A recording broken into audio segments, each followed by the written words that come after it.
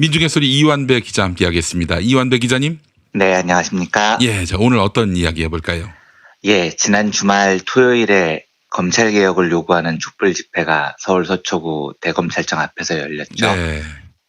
사실 이 촛불 집회는 16일 시작이 됐고 이날이 6차 집회였다고 합니다. 네. 집회 측 추산으로 3만 명이 넘는 많은 시민들이 모였다고 하던데요. 저희 기자 이야기 보니까 사람이 진짜 많이 모였다고 그러더라고요. 대검찰청 앞에서 성모병원까지 고개를 꽉 채울 정도의 인파가 모였다고 합니다. 네. 그 지역에서 그렇게 모인 적이 있었나 싶어요. 그렇죠. 쉽지 않죠. 예, 그 지역에서 데모를 많이 하는 곳이 아니니까요. 저도 기억에 처음인 것 같습니다. 그리고 주말에는 검찰개혁에 대해서 국민들이 긍정적으로 생각한다는 여론조사도 봤습니다. 네. 22일 발표됐던 한국리서치 조사던데요. 19일, 20일 전국 만 19세 이상 성인 1,011명 대상으로 한 조사. 95% 신뢰 수준, 표본오차 플러스 마이너스 3.1%포인트. 이 조사에 따르면 조국 장관의 검찰개혁 추진에 대해서 긍정적인 답변이 52%, 부정적이라고 답한 답변은 35%, 네. 모르겠다는 답변은 13%였다고 합니다. 네. 저희 김용민 PD님께서도 브리핑에서 워낙 많이 다뤄주고 계시고, 김프로도 새삼 그리운 시절이기도 하고요. 아무튼 당분간은 검찰개혁이 매우 큰 화두가 될 것 같습니다. 네. 근데 제 개인적으로는 검찰개혁에 대해서 아는 게 진짜 아무것도 없습니다. 그래서 그러세요. 검찰의 구조, 진짜로요. 저는 제가 관심이 없는 분야는 잘 들어도 모르겠더라고요. 그래서 검찰의 구조, 개혁 방향 이런 건 제가 이야기를 드릴 수 있는 영역이 아닙니다. 그래서 오늘은 어떻게 하면 우리가 위험을 회피할 수 있을까라는 경제적 관점으로 검찰개혁 문제를 접근해 보겠습니다. 네. 하나 전제하고 싶은 건 말씀드렸듯이 저는 공수처, 검경수사권 조정 이런 걸 잘 몰라요. 진짜로 여러분들이 상상하시는 그 상상을 초월할 정도로 무식합니다. 그런데 이게 어쨌든 둘 다 요지는 비대해진 검찰의 권력을 공수처나 경찰을 통해서 견제하자 뭐 이런 취지인 거죠. 네. 하여간 저는 이제 그런 취지 정도만 겨우 이해를 한 상태입니다. 그런데 제 경험담 하나 짧게 말씀드리면 저는 검찰 출입을 해본 적이 없고 경찰은 오래 출입을 해봤습니다. 네. 그리고 아주 이상한 시스템 덕에 매우 젊은 시절부터 속칭 바이스캡이라고 하죠. 네. 경찰청의 부팀장이 돼서 경찰청 본청을 많이 출입을 했습니다. 제가 거기서 경무관급 이상의 고위 경찰 간부들 진짜 많이 만나봤는데요. 네. 일선에서 고생하시는 현장 경찰관분들 말고요. 간부 후보생이니 경찰대 출신이니 뭐 이런 경찰 고위 간부들은 네.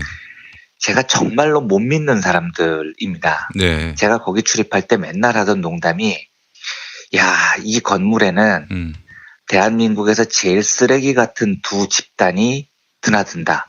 고위 경찰과 기자들이 여기 다 있지 않냐. 제가 이런 농담을 하곤 했었습니다. 예. 다음에 기회가 되면 하루 여유 있을 때 고위 경찰들과 지냈을 때 생생한 경험담 하루 들려드리겠습니다. 네. 어총수 뭐 이런 애들 이름 다 까고 이야기합니다. 예. 이 어총수가 경찰청 공보관 때 제가 거기 출입했었거든요. 오. 아무튼 저는 검경수사권 조정에 대해서 잘 모르지만 고위 경찰에 대한 불신이 극에 달한 사람이라는 것을 전제로 브리핑을 들어주셨으면 합니다. 네. 금융에서는 위험이라는 것을 매우 경계합니다. 금융업은 투자를 하는 곳이니까요. 언제나 쪽박을 찰 위험에 노출이 돼 있습니다. 그래서 위험을 어떻게 관리하느냐가 금융 분야의 최대 과제입니다. 이걸 못하면 망하는 겁니다. 위험 관리를 못해서 망한 대표적인 사례가 현대그룹이죠.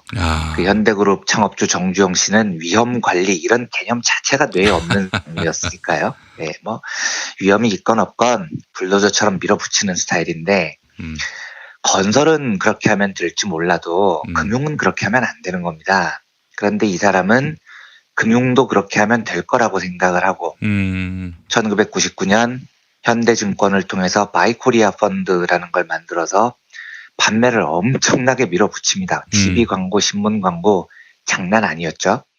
이때 바이코리아 펀드 열풍을 주도했던 인물이 이익치라는 사람인데, 그렇죠. 예. 예, 이 사람이 건설 출신이었어요. 금융을 아예 모르는 사람이었습니다. 물론 요즘은 건설도 위험을 잘 관리해야 합니다만, 당시 정주영의 현대건설은 위험이고 뭐고 없는 회사였고요. 여기 출신이 금융을 맡으니까 회사가 개판이 돼버립니다. 펀드를 파는데 이건 뭐 거의 길거리 야바이꾼이 펀드 팔듯이 팔아 제끼더라고요. 여기부터야 떼돈 버십니다. 5년 내에 주가지수 6천 갑니다. 어휴, 사장이 이런 말을 하고 다니는데 아니 그러다가 떼돈 못 벌면 어쩌려고 저러는 겁니까? 금융은 신뢰인데 예. 저렇게 하면 회사 망하는 건 순간인 겁니다. 그래서 그때 증권가에서는 이익치는 건설하고 금융을 헷갈리는 것 같다 이렇게 비판을 했는데 이때 이익치 씨가 남긴 명언이 있습니다. 무슨 소리냐? 금융도 건설이다라는 희대의 명언을 남깁니다. 한마디로 미친 겁니다. 지금 예. 이 사람이요. 위험 관리가 생명처럼 돼 있는 금융 쪽에서는 위험을 관리할 때 두 가지 원칙이 있습니다. 첫째, 쪼개는 겁니다. 분산하는 거죠. 둘째는 감시 시스템을 구축하는 겁니다. 주식 투자 안 하시는 분들도 TV 광고를 통해서 계란을 한 바구니에 담지 마세요. 이런 이야기는 들어보셨을 겁니다. 예. 투자의 위험을 줄이기 위한 기본적인 방법은 몰빵하지 말고 분산하라는 겁니다. 그래야 한 곳이 망해도 다른 곳에서 재기의 발판을 마련할 수 있거든요. 예. 적립식 투자 같은 것도 시간을 쪼개는 겁니다. 한 번에 몰빵하지 않고요. 네. 그래서 비교적 안전한 투자라고 말하는 거죠. 영국의 베어링 은행이라는 곳이 있었는데요. 여기가 역사와 전통을 자랑하는 영국의 대표 금융기관이었죠. 1762년에 설립됐으니까 뭐 역사가 어마어마합니다. 특히 영국 왕실로부터 엄청난 지지를 받았던 곳으로 유명합니다. 그래서 오죽했으면 베어링 은행 별명이 여왕폐하의 은행이다 이런 별명까지 있었거든요. 예. 그러니까 영국인들 입장에서 보면 베어링이 망한다? 이건 뭐 진짜 상상도 안 가는 일이었습니다. 그런데 이 은행이 1990년대 단돈 1달러, 우리 돈 1,200원에 팔립니다. 예, 왜냐하면 이 은행이 빚이 너무 많았다는 겁니다. 그래서 이 은행을 사는 쪽이 ING죠. 네. 야, 내가 이 빚 다 떠안을 테니까 나한테 회사를 1달러에 파세요. 라고 제안을 했고 네. 그 딜이 성사가 됐습니다. 예. 그러니까 역사와 전통을 자랑하는 베어링 은행은 1달러짜리로 전락을 해버린 거죠. 네. 한마디로 망한 겁니다. 왜 이런 일이 벌어졌느냐? 닉 리슨이라는 28살 청년 때문입니다. 요 청년이 베어링 증권 싱가포르 영업점에서 펀드 매니저를 하고 있었어요. 그런데 너무 실력이 뛰어납니다. 거래만 했다면 돈을 왕창 벌어오죠. 네. 그래서 승진에 승진을 거듭합니다. 그 선물이라는 분야가 있는데 네. 요거는 주가가 오른다 내린다에 돈 걸고 돈 먹게 하는 도박 같은 겁니다. 그러니까 일종의 홀짝이에요. 네. 근데 리슨이 이 홀짝에 엄청난 소질이 있는 사람이었습니다. 그래서 당시 싱가포르 선물 시장에서는 네. 리슨을 트레이딩 플로어의 마이클 조던이다라고 불렀습니다. 그러니까 완전 날아다녔던 거죠. 베어링 증권은 돈 많이 벌어주는 리슨을 얼마나 예뻐했겠습니까? 글쎄 말이에요. 그래서 베어링한테 아시아 시장, 특히 일본 시장에 대해서는 거의 전권을 맡깁니다. 리슨이라는 사람한테 몰빵을 한 겁니다. 근데 이 친구가 1995년 1월에 일본 주가가 단기적으로 무지하게 오를 것이라는 데 거액을 배팅합니다. 그런데 이게 1월 17일에 고베에서 대지진이 나버린 글쎄요. 겁니다. 예. 이 주가가 폭락을 하죠. 그러니까 오르는 쪽에 홀짝 배팅을 한 베어링이 박살이 납니다. 자, 문제는 한 번 박살이 났을 때 감시 시스템이 작동을 해야 됩니다. 네. 리슨이 큰 돈을 날렸으니까 빨리 자르고 수습을 하자 이게 돼야 되는데 네. 당시 베어링에는 이런 감시 시스템이 없었습니다. 이 리슨이 도대체 돈을 얼마나 잃었는지 회사가 파악을 못했죠. 리슨은 지가 큰 돈을 날리니까 빨리 만회를 하려고 했겠죠. 네. 더 큰 돈을 끌어서 홀짝에 또 갖다 박습니다. 근데 이것도 홀라당탄 알려요. 그래서 이때 날린 돈이 1조 5천억 원이 넘습니다. 베어링 자본금의 갑절이 넘는 금액을 딱 한 달 만에 날린 겁니다. 이래서 베어링이 1달러에 팔리는 수모를 겪습니다. 그런데 망한 과정을 쭉 보면 이유가 두 가지입니다. 하나는 몰빵을 했고 하나는 감시하지 않았기 때문입니다. 네. 그래서 요 일을 계기로 세계 금융투자계에서는 내부 감시, 외부 감시 시스템이 엄청나게 발달합니다. 그리고 네. 어떠한 투자도 몰빵하지 못하도록 계속 분산을 하죠. 이게 얼마나 위험한지를 뼈저리게 경험을 해본 겁니다. 제가 이 브리핑 초반에 검경 수사권 조정이나 공수처 같은 거 내용도 잘 모르고 제가 5년간 출입해본 경험에 의하면 고위 경찰 조직에 대해서 극도의 불신이 있다고 말씀드렸죠. 네. 그럼에도 불구하고 검찰과 경찰 어느 곳에 수사권이 있어야 되느냐? 저는 이 질문을 받으면 1초도 망설이지 않고 양쪽으로 분산돼야 한다고 이야기를 합니다. 경찰이 좋아서거나 신뢰해서가 아니에요. 저는 그쪽 전혀 믿지 않습니다. 하지만 그래도 분산해야 되는 이유는 쪼개야 국가가 덜 위험해지기 때문입니다. 아, 예. 분산은 위험을 줄이는 제1원칙이거든요. 예. 검찰을 견제할 기구가 있어야 되느냐? 저는 누가 도대체 얼마나 검찰을 잘 견제할 수 있을지 내용도 전혀 모르지만 이 질문을 들으면 1초도 생각 안 하고 무조건 있어야 된다고 생각합니다. 왜냐? 그래야 국가가 덜 위험해지기 때문입니다.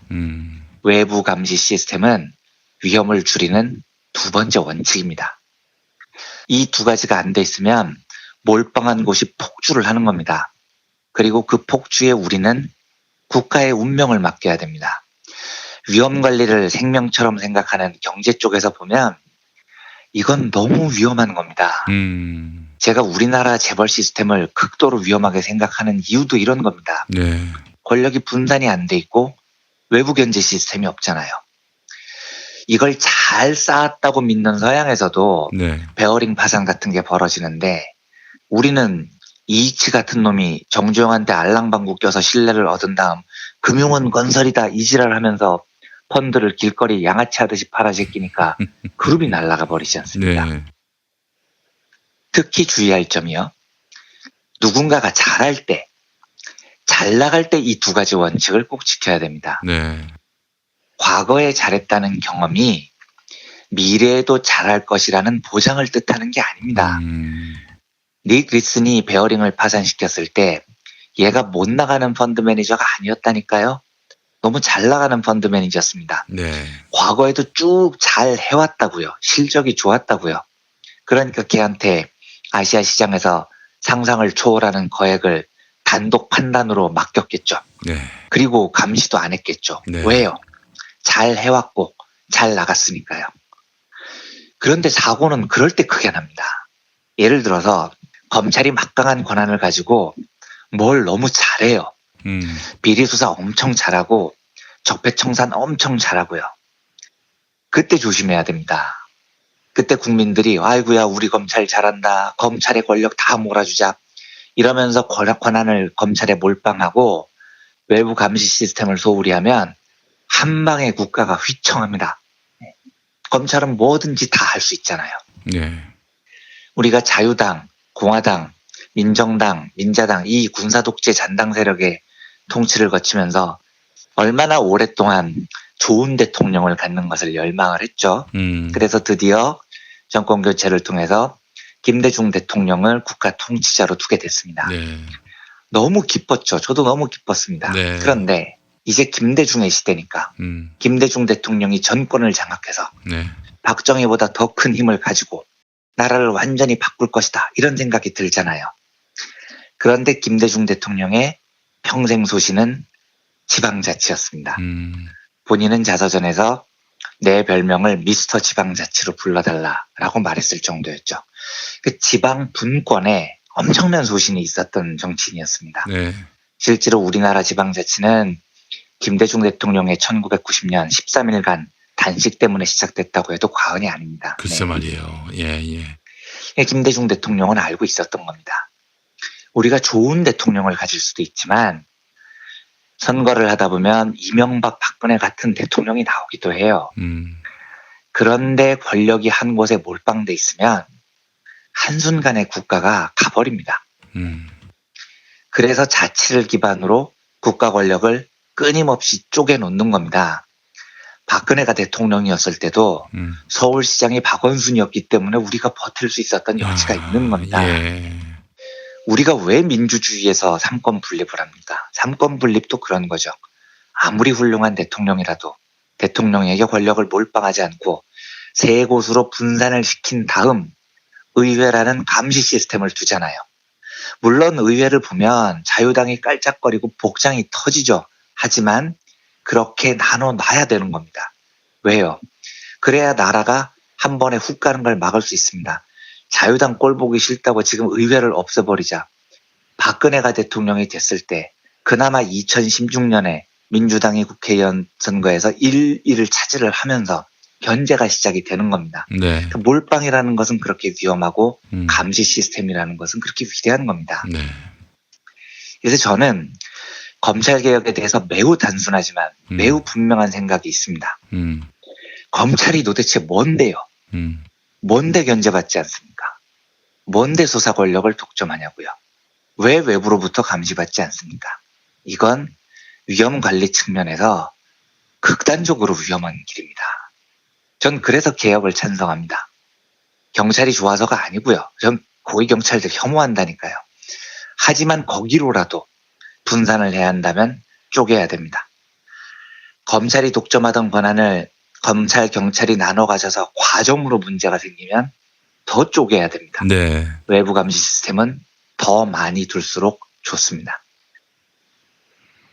토요일에 3만여 명의 시민들이 보여준 검찰개혁에 대한 강렬한 의지를 저는 그런 면에서 네. 드높게 지지합니다. 저는 권력의 분산과 감시야말로 국가를 위험에서 구하는 매우 중요한 과제라고 믿는 사람이거든요. 네. 한국은 지금 검찰 뭐 이런 특정 기관에 예. 모든 권력을 몰빵하는 위험을 감수하기에는 너무 이룰 게 많은 나라가 되어버렸습니다. 예, 민주주의 투쟁을 통해서 이뤄낸 게 너무 많죠. 그러니까 이왕 시작된 길, 이번에야말로 이 국가적인 위험을 조금이라도 제거하는 성과를 남겼으면 좋겠습니다. 검찰개혁이라는 과제가 강력한 권력기관 검찰의 반발이 있지만 이걸 뚫고 위대한 한 걸음을 내디딜기를 바라면서 예. 오늘은 위험관리라는 주제로 브리핑을 드려봤습니다. 네, 알겠습니다. 오늘 이한배 기자님과 함께하는 시간 너무 유익했고요. 예, 역시 그 이익치, 리슨, 네. 예, 검찰 이걸 또 한데 네. 엮을 수가 있는지 이거 뭐 이한배 기자님 아니고서는 불가능한 이야기예요. 예. 감사합니다. 좋게 예. 들어주셔서. 예. 네. 그 사실 저 검찰의 지금 행태를 보게 되면은 네. 어떤 의도가 있는지 뻔해요. 지금 검찰이 네. 계속 주장하는 게 어떤가요? 행정부 외청에서 독립시켜달라, 예산권, 인사권을 독립시켜달라. 그 쥐들 세상 네. 만들어달라는 거예요. 그런 거네요. 예. 내용이. 예. 지랄하고 자빠졌습니다. 견제받지 않겠다는 거고 권력을 계속 갖고 있겠다는 거고요. 네. 아이 뭐저 윤석열 대통령 하시지 그래요. 진짜. 네. 예.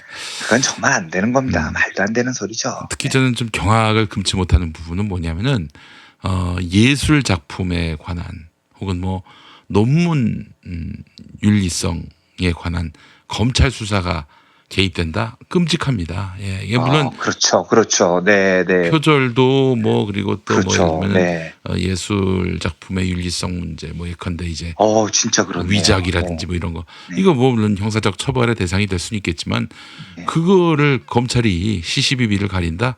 네.